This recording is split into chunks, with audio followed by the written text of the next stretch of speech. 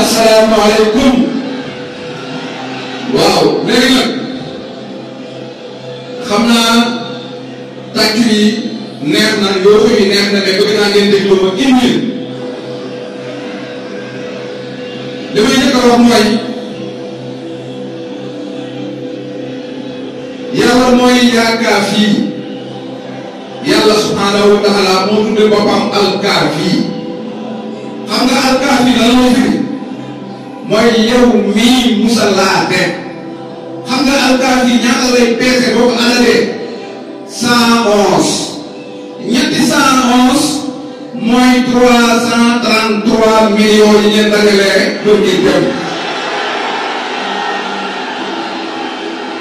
kon li ma bëgg ngeen xam ko mooy lii ngeen di def nit mënu ko. Ousmane Sonko mii mënut lii man mii mënuma ko.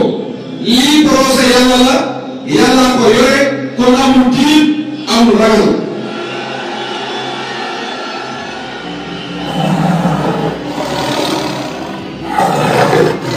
ñaareelu mbir mi ma bëgg ngeen xam ko mooy Benno Bokk Yaakaar. déglu ma rek déglu ma rek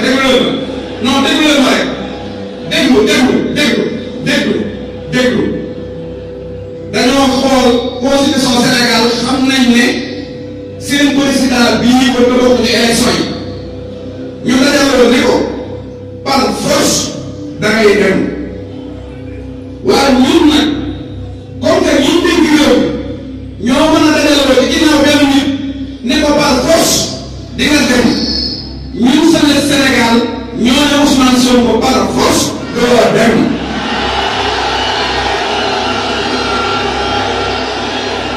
leneen li nga xam ne dina ko jeexale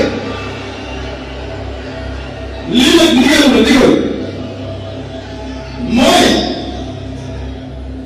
yéen a gën a xam ni amul lenn lu ñuy maye lu ñuy jël di ko may Ousmane Sonko kon xalaatu leen ñu jël noonu di ko may Sonko loolu moom yéen ñëpp xam ngeen mais nag dossier bi yóbbu nañ ko chambre criminelle lii ma leen di wax nag damaa bëgg yéen ñëpp ngeen dégg chambre criminelle amul benn dossier bu fa mos a dugg ci at mi ñu àtte ko ci at mi ñoom yéen a produit nee nañ dossier plusieurs seen yoon nit kon nañ respecté procédure bi nga xam ne moom la chambre criminelle mas a doxe saa bu jàppee ab àtte ci at mii muy 2023 bii suñ ko ci àtte rek na ngeen xam ne bëgg a empêcher Ousmane Sonko mu nekk candidat moo tax a jóg.